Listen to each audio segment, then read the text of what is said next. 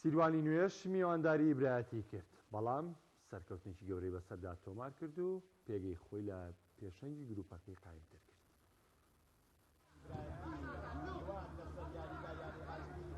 یانەی سیروانی نوێ وەستانی نییە و دوای گۆڵ بارانکردنی ڕکابەرەکەشی بە تەنیا لەسەر و ڕیزبەندی کۆمەڵەکەیدا مایەوە لە یەکێک لە یاریەکانی هەفتەی دەی خولینابی تۆپی پێیانەکانی کوردستاندا.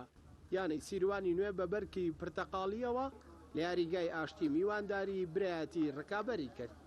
سەرەتا گەمی یەکەم یانەی برایەتی بە چەند هێرشێک بەختی خۆی تاقی کردەوە و ئازبەرزی خۆی پیشانی یانەی خاوەنیاری گادا. لە بەرامبەردا یانەی خاوەنیاری گاش سەرڕای بوونی بایەکی بەهێز، بەڵام سەرکەوتوانە مامەڵی لەگەڵ هێرشەکانی کدا کرد و توانی سەرکەوتوانە ئەنجامەکە بگۆڕێت لە خولەکی چواردا لەلایەن ئاکار عەبدولحەمیدەوە. گێمی دووەم یانەی برایەتی هەبوو چەکەکانی بەکارهێنا، هەرچەندە ڕاهێنەری یانەی برایەتی چەندین گۆڕانکاری ئەنجامدا بۆ یەکسانکردنەوەی ئەنجامەکە، بەڵام هەموو هەوڵەکانی بێئاکام بوو. لە بەرامبەردا یانەی سیروانی نوێ سوودی لە سەرجەم کێشەکانی یانەی برایەتی وەرگرت، بە تایبەتی خراپی هێڵی بەرگریان. هەر ئەوەش وای کرد کە بە 4 گۆڵی تر یانەی برایەتی بێهیوا بکەن و بۆ پێنجەم جاریش تۆڕی گۆڵیانەی برایەتی بهەژێنن. کاتێک بەهادین بەکرد 2 گۆڵ و میرا محەممەد و شادمان سەباحیش لە خولەکەکانی 65 و 71 و 81 و 90 زائیدیەک گۆڵەکانی یانەی سیروانی نوێیان تۆمار کرد. لە کۆتاییشدا یاریەکە بە 5 گۆڵی بێ بەرامبەر بە سوودی یانەی سیروانی نوێ کۆتایی هاتوو، بە تەنیا لەسەر و ڕیزبەندی کۆمەڵەکەشیدا خۆی دەبینێتەوە. ئێمە هەموو کاتێ باسمان کردووە و تومانە ئەم تیپی ئێمە یاری بە یاری باشترە بێ و ئاستی چۆنە لێ بەرەو پێشەوە ڕاکەم پێم وتیوتم لە زۆر ناحێوە یاری پێشتریش لە یاریەکەی هەولێرا بۆ ڕاگەاندنکارەکانەوە باس کردووە.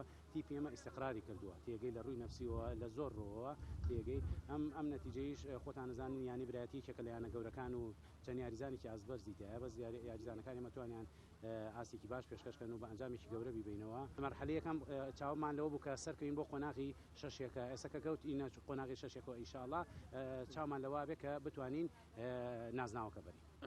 الخسارة كانت قاسية جدا علينا. دۆڕانەکەمان زۆر قورس بوو لەسەر شانمان. منیش وەکو ڕاهێنەر تەواوی بەرپرسیارەتی دۆڕانەکە هەڵدەگرم. ئەنجامی یاریەکە دەنگدانەوەی خۆی هەبوو. هەرچەندە یاریەکی باشمان کرد، بەڵام هەندێک هەڵەی تاکە کەسی زۆر کاری تێکردین. بۆیە من لەو ڕاهێنەرانە نیم کە بەرپرسیارەتی شکستەکان نەگرمە ئەستۆ. تیپەکە وەکو یەک جەستە کەمتەرخەمی نەکرد لە یاریەکە.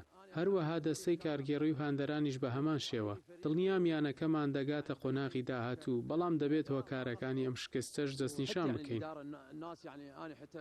بۆ بردنەوەیە یانەی سیروانی نوێ بە 21 خاڵ لە پێشەنگی کۆمەڵی یەکەمدایە، دوای 6 بردنەوە و 3 یەکسان و هیچ شکستێکیشی نییە. برایەتیش بە 5 بردنەوە و 1 بەرامبەر بوون و 3 شکست بە 16 خاڵ خۆی لە پلەی دووەمدا دەبینێتەوە. ئەردەڵام محەممەد کەناڵی پەیام سلەیمانی.